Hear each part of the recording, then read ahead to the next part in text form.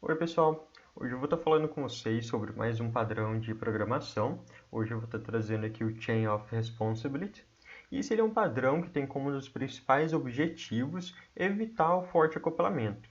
Nesse padrão a gente não vai poder estar trabalhando com interfaces, mas apenas com classes abstratas e classes concretas. E então nós temos que objetos que vão receber solicitações e vão passando essas solicitações adiante até que um dos objetos receptores possa estar tratando a solicitação que foi feita pelo cliente. Então, o objetivo desse padrão é a gente estar excluindo a necessidade de estruturas de decisão, como ifs ou switches, e por isso a gente utiliza, como o próprio nome já diz, uma cadeia de objetos. As vantagens que nós temos ao adotar esse tipo de padrão é que nós vamos ter mais de um objeto que vai poder estar tratando a mesma solicitação, como é o meu exemplo. Nós podemos ter um objeto não tem que saber, né, de fato, qual objeto que deve tratar uma determinada solicitação. Então, por exemplo, se eu tivesse aqui dentro do nosso código que a solicitação do cliente só pode ser tratada por uma das nossas classes concretas, então vamos supor que essa última classe trate o objeto. Então, a primeira e a segunda classe, elas não precisam saber de fato quem vai estar tratando, tá? E por fim, como vantagem, a gente vai ter um código mais flexível na distribuição das responsabilidades entre os objetos. E um ponto muito importante da gente destacar é a desvantagem que nós temos quando a gente adota esse padrão, que é o fato de caso uma das solicitações não tenha um receptor, essa solicitação não poderá ser atendida.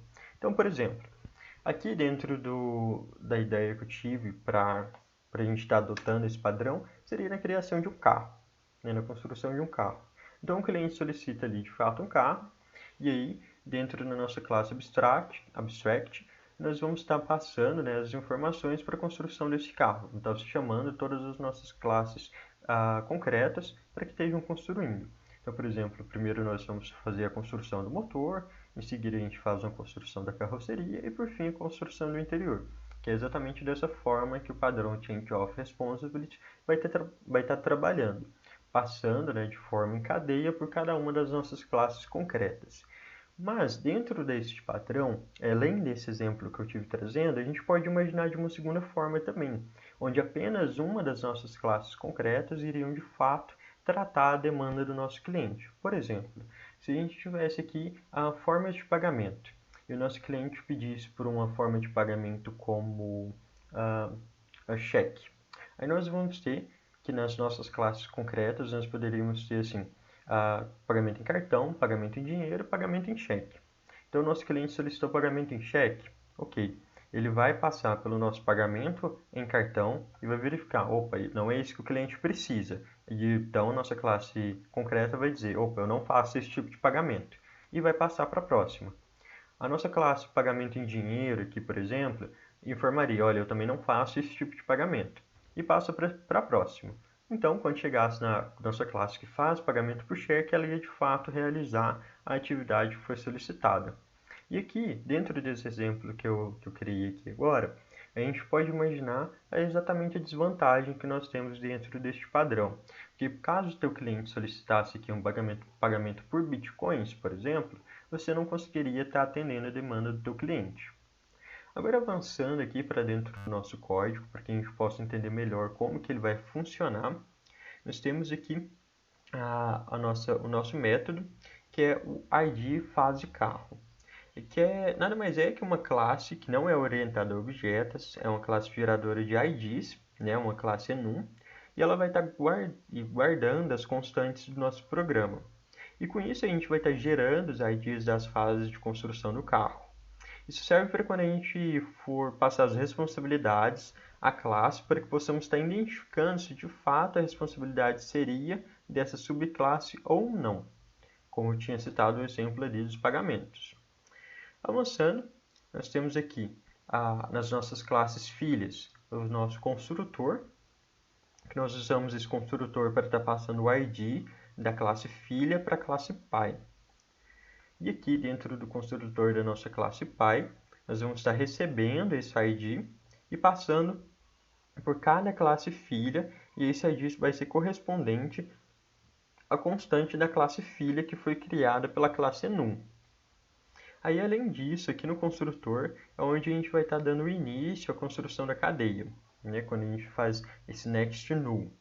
Depois disso, o atributo id fase carro, ele vai receber o ID que foi passado pela subclasse ao ser criada, que é a nossa classe filha. Avançando aqui para a parte de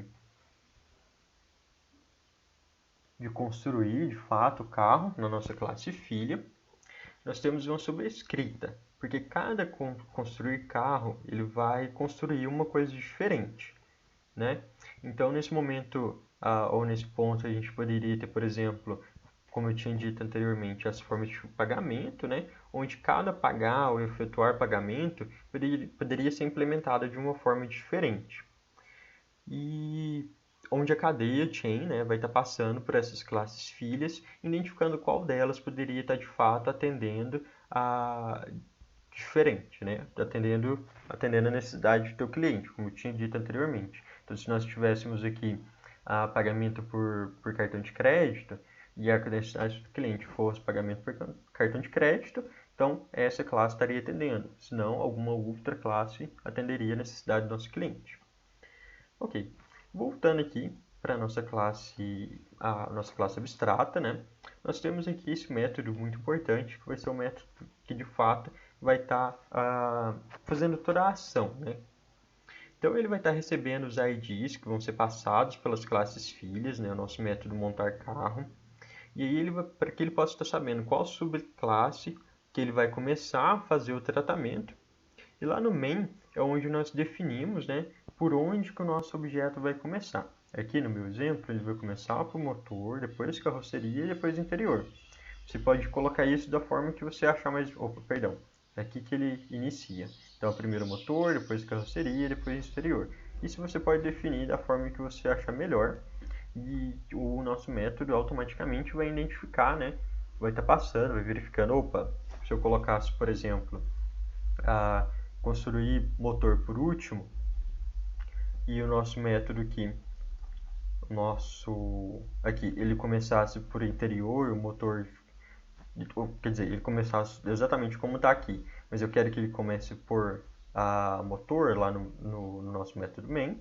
Então ele ia estar passando por todos esses outros até chegar no que você definiu aqui para ser o primeiro.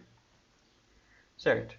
Avançando, então ele vai estar identificando, né, nesse método montar carro, ele vai estar identificando se pode montar o carro, ou seja, esses IDs da fase são iguais. Se sim, ele chama o nosso método abstrato de construir carro, que é implementado por cada uma das nossas classes filhas. E se não, ele informa que a gente está com algum problema na nossa cadeia de produção. Por fim, ele vai estar chamando o next, que vai estar apontando para a próxima fase ou para o próximo elemento.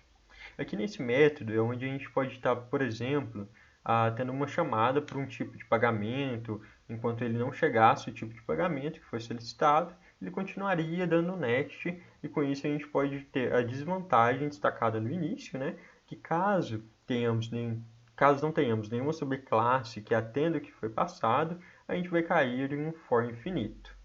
Tá? Então, esse foi o padrão Chain of Responsibility. É de fato um padrão um pouco mais complexo, por isso acabou decorrendo um vídeo um pouco maior.